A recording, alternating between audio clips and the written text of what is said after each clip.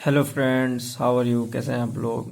आज statistics chapter हम लोग आज पढ़ेंगे। चैप्टर नंबर 14 एनसीईआरटी का है और मीन, मोड, मीडियंस,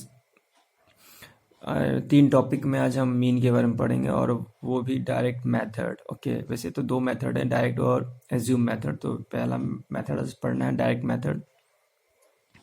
क्वेश्चन दिया हुआ है, find the mean of the following data. ठीक है, तो क्लास इंटरवल 0, 10, 10, 20, 20, 30, 30, 14, 40, 50। फ्रीक्वेंसी दिया है 8, 12, 10, 11, 9। ओके, पहला हमको क्या काम करना है कि टेबल बनाना है। ओके, जैसे class interval, frequency, class mark, F I X I. पहले हम लोग जानिए कि मीन का फॉर्मूला क्या होता है। मीन का फॉर्मूला होता है summation of F I X I divide F I. Okay, देखिए यहाँ पर क्या है कि क्लास इंटरवल, तो क्लास इंटरवल क्या होता है कि कोई नंबर है, मान लेते 0 से 10 कोई बच्चा लाया है, तो 0 से 10 मार्क्स मान ली कोई बच्चा लाया है और वो नंबर है 8 बच्चों ने 0 से 10 बीच के नंबर लाए हैं। उसी तरह 10 से 20 नंबर लाने वाले बच्चों का संख्या 12 है। उसी तरह से 20 से 30 10 बच्चे लाए हैं, 30 से 40 11 बच्चे, 40 से 50 ये लाने वाली संख्या है 9।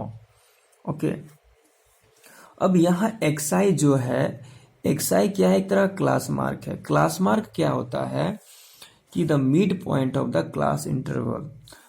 मिड पॉइंट कैसे निकलेगा? अगर 0 और 10 लोअर, इसको 0 को बोलते हैं लोअर और ये अपर लिमिट हुआ, अगर दोनों को जोड़ के 2 से डिवाइड करेंगे तो हमारा क्लास मार्क निकल जाएगा। वैसे इसका आप ये डिफिनेशंस के तौर पे ये याद कर सकते हो कि क्लास मार्क क्या होता है? The mid point of class interval. ठीक है, क्लास इंटरवल की मिड पॉइंट, 0 से 10 का मिड पॉइंट क्या हो जाएगा? 5 हो जाएगा। 10 और 20 का बीच का 15, 20 से 30 का बीच का 25, दोनों को जोड़ के 2 से डिवाइड कर दो तो हमारा मिड पॉइंट, इसका वैल्यू निकल जाएगा। ओके, इसके बाद क्या है? F I X I. F I X I क्या हुआ कि फ्रीक्वेंसी और क्लास मार्क दोनों को गुना करना है और यहाँ सबको जोड़कर लिख देना है। ओके, पर इस ग्रुप डाटा में आप एक चीज गौर कीजिएगा कि जब भी आपको क्वेश्चंस दिया रहे, इसमें एक चीज काम ये करना है, आपको ये मेंशन करके चलना है, देखना है कि जो पहला जो क्लास इंटरवल है और जो दूसरा जो है, पहला देखिए 0 10 और यहाँ 10 20। देखिए ये 10 और ये 10 क्या कर रहा है? ओवरलैपिंग कर रहा है और कंटिन्यूस फॉर्म में है। मतलब 0 से 10 खत्म हुआ, फिर 10 से स्टार्ट हुआ, फिर 20 पे गया, फिर देखिए 20 पे खत्म हुआ, फिर 20 पे शुरू हुआ। पर यहाँ आपको देखना है कि पहले का जो अपर लिमिट है, ये तो लोअर हुआ और ये अपर लिमिट हुआ। 0 हो गया लोअर और 10 हो गया अपर लिमिट। तो जो अपर लिमिट है वो सेकेंड इंटरवल में क्या होगा? वही हमारा लोअर लिमिट हो जाएगा। ओके, और देखिए यहाँ पे 20 अपर लिमिट में, तो जब वो थर्ड टर्म में आएगा तो ये हो जाएगा इसका लोअर लिमिट। ओके, तो इस तरह का अगर सीक्वेंस बन रहा है 10 10 20 20 30 30 का, तो सोचिए कि आपका जो ये क्लास इंटरवल है, तो इसे आपको अरेंज करने का कोई जरूरत नहीं है।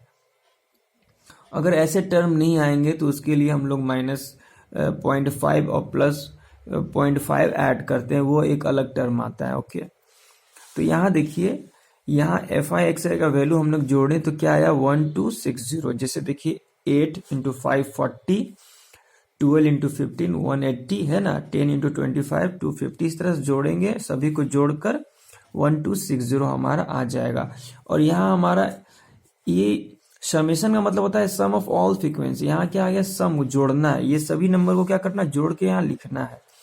और यहाँ मीन का वैल्यू होता है summation of F I X I by summation of F I.